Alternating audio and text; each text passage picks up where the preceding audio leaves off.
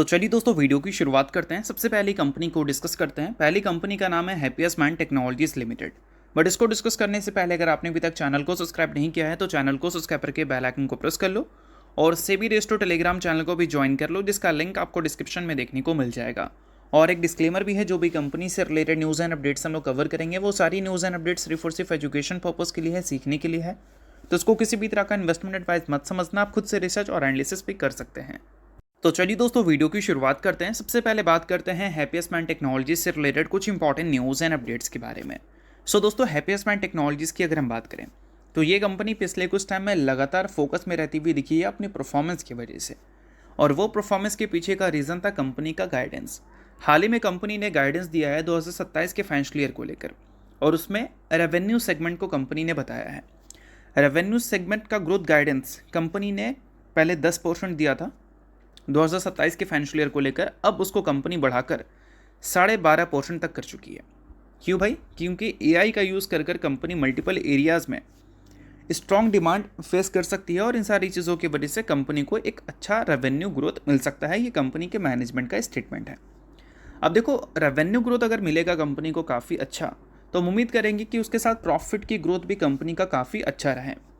और 2026 के financial year को लेकर कंपनी ने जो इबिट्टा गाइडेंस दिया था 20 से 22% के रेंज का, उसको तो कंपनी ने मेंटेन किया है। बट हम उम्मीद करेंगे कि इसी लेवल के आसपास का गाइडेंस 2027 के फाइनेंशियल ईयर में भी कंपनी आपको शो करती हुई दिखे। अब वो मैं किस लिए बोल रहा हूँ, क्योंकि कंपनी के जो ईपीएस हैं एक लंबे अंतराल से डाउनग्रेड होते हुए नजर आए हैं, जो कि क्लियर कट आप देख सकते हैं। 2021-22 में कंपनी के अर्निंग्स लगातार हमें ग्रो करते हुए नजर आ रहे थे। उस टाइम कंपनी की परफॉर्मेंस भी काफ़ी अच्छी रह रही थी। बट जैसे ही 2022 में मार्केट का जो बुलरन का बबल था वो बर्स्ट हुआ, उसके बाद कई सारी आईटी कंपनी के अर्निंग्स में एक बड़ा इम्पैक्ट आया था, जिसमें हैप्पीएस्ट माइंड टेक्नोलॉजीज भी थी। और उस टाइम कंपनी के ईपीएस हमें 16 के देखने को मिलते थे, बट अभी कंपनी के ईपीएस को अगर आप देखोगे तो कितना दिख रहा है? 13 का दिख रहा है। मतलब पिछले 3 सालों में कंपनी ने ईपीएस में ग्रोथ तो छोड़ो, डी ग्रोथ रिपोर्ट किया है। और इसका रीज़न क्या है? इसका सबसे बड़ा रीज़न ये है कि कंपनी जिस स्पेस पे अपने रेवेन्यू को ग्रो किया करती थी उसी स्पेस पे रेवेन्यू को ग्रो की है, बट कंपनी के जो मार्जिन्स हैं, ऑपरेटिंग प्रॉफिट मार्जिन, वो पहले जैसे परफॉर्म करते हुए दिखे नहीं है। 21-22 में देखोगे तो 21 में 25% था, 22 में 24% था, 23 में भी 25% था। बट उसके बाद का नंबर देखोगे तो 21% पे आया, 17% पे आया, और पिछले 4 क्वार्टर में भी 17% पे ही है। भले कंपनी ने 20 से 22% का एबिट्टा मार्जिन गाइडेंस दिया है। तो देखो, मार्जिन्स को अपग्रेड करना इस कंपनी के लिए बहुत ही ज़्यादा इंपॉर्टेंट है, क्योंकि रेवेन्यू ग्रोथ तो कंपनी के लिए चैलेंज है ही नहीं, प्रॉफिट ग्रोथ कंपनी के लिए चैलेंज है। उसी वजह से कंपनी में ह्यूज करेक्शंस देखने को मिली है। और इस कंपनी के market cap to sales ratio को अगर आप देखोगे तो वो भी लगातार बदलता हुआ दिखा है। सेल्स कंपनी के लगातार ग्रो करते हुए नजर आए हैं, बट मार्केट कैप लगातार कंपनी के नीचे जाते हुए दिखे हैं। क्यों? क्योंकि कंपनी की ईपीएस उस पेस पे ग्रो किए नहीं है जिस पेस पे मार्केट उम्मीद करती है किसी भी कंपनी से। अगर छोटी कंपनी है तो ग्रोथ की एक्सपेक्टेशन ज़्यादा होगी, और बड़ी कंपनी है तो एक मॉडरेट एक्सपेक्टेशन होगी। अब ये कंपनी रेवेन्यू को तो ग्रो की है, अब ईपीएस को ग्रो नहीं किया है। तो दोनों मैटर करता है, और दोनों अगर आप ग्रो कर लेते हैं तो मार्केट आपको कंप्लीटली रिस्पेक्ट भी करती है, जिसका असर आपके शेयर प्राइस में भी दिखता है। और अभी हैप्पीएस्ट माइंड टॉप लेवल से 70% इसीलिए डाउन है क्योंकि पिछले 3 सालों में कंपनी ने ईपीएस को ग्रो करने में काफ़ी ज़्यादा स्ट्रगल फेस किया है। तो आई होप आपको ये सारी चीज़ें अच्छी तरह से समझ आ गई होंगी। बट जितनी भी चीज़ें हैं वो सिर्फ एजुकेशन पर्पज़ के लिए, इस चीज़ को भी ध्यान में रखना। अब दोस्तों वीडियो में आगे बढ़ने से पहले बात कर लेते हैं सेबी रेस्टो टेलीग्राम चैनल के बारे में। यहाँ पर कई सारी चीज़ें आपके लिए काफ़ी ज़्यादा यूज़फुल रहती है। तो अगर आपने अभी तक चैनल को ज्वाइन नहीं किया है तो वेट मत करो, अब फटाफट जाकर चैनल को ज्वाइन कर लो, लिंक आपको डिस्क्रिप्शन में दिख जाएगा। ज्वाइन करने का सबसे बड़ा बेनिफिट यह है कि मार्केट खुलने से पहले मार्केट से रिलेटेड क्या ऐसी इंपॉर्टेंट न्यूज़ है, यानी कि प्री मार्केट न्यूज़, वो सारी चीज़ें आपको यहाँ पर अपडेटेड देखने को मिल जाती है, जिसको आप चेकआउट कर ये आइडिया लगा सकते हैं कि मार्केट का बिहेवियर कैसा रह सकता है। और इसके अलावा दोस्तों मल्टीपल कंपनीज़ में रिसेंट टाइम में मार्केट वॉलेटिलिटी की वजह से काफ़ी भयंकर फॉल देखने को मिला है। तो उन सारी कंपनी के टेक्निकल्स को भी प्रॉपर एनालिसिस कर यहाँ पर अपडेट किया गया है, जिसको भी आप चाहो तो चेकआउट कर सकते हो बिल्कुल फ्री में। तो लिंक डिस्क्रिप्शन में है चैनल का, लिंक के थ्रू जाकर चैनल को बिल्कुल आप फ्री में ज्वाइन कर लो। चलिए दोस्तों बात करते हैं अगली कंपनी के बारे में। अगली कंपनी का नाम है दोस्तों बीएससी लिमिटेड। अब देखो दोस्तों, बीएससी की अगर हम बात करें तो इस कंपनी के market cap to sales ratio को अगर आप देखोगे तो उससे आपको बेटर क्लैरिटी मिल जाएगा कि हैप्पीएस्ट माइंड टेक्नोलॉजीज सेल्स को तो ग्रो कर रही है बट कंपनी के मार्केट कैप लगातार नीचे जा रहे हैं, और बीएससी के भी सेल्स ग्रो हो रहे हैं बट इस कंपनी के मार्केट कैप लगातार ऊपर जा रहे हैं। क्यों ऐसा? देखो, इस कंपनी के सेल्स ग्रोथ अगर आप देखोगे तो पिछले 5 साल में ये भी अच्छी सेल्स ग्रोथ दिखाई है। उस बेसिस पे कंपनी का जो मार्केट कैप है वो भी हमें ग्रो करता हुआ दिखा है। क्यों ग्रो करता हुआ दिखा है? क्योंकि कंपनी के सेल्स के साथ कंपनी के जो ईपीएस हैं उसमें भी एक अच्छी ग्रोथ हमें देखने को मिली है, जो कि क्लियर कट आप देख सकते हैं। 2023 में कंपनी का ईपीएस कितना था? लगभग 8.84 का, और अभी कंपनी का ईपीएस कितना है? 53.65 का। तो कितना गुना कंपनी का ईपीएस ग्रो किया है, देख ही सकते हो आप।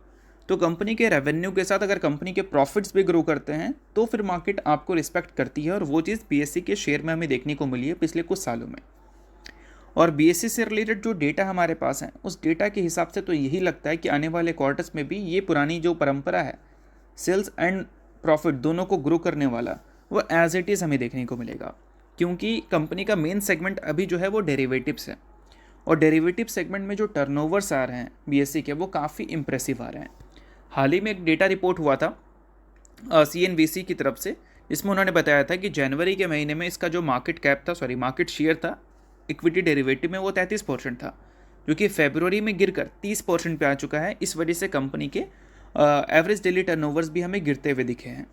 बट अगर हम मार्च के महीने की बात करें तो यहाँ पर बीएससी की वापस से कमबैक हो चुकी है, क्योंकि मार्च के महीने में average daily turnover 35,586 crore report हुआ है, जो कि फरवरी के एवरेज से काफ़ी ज़्यादा है, 10,000 करोड़ ज़्यादा है।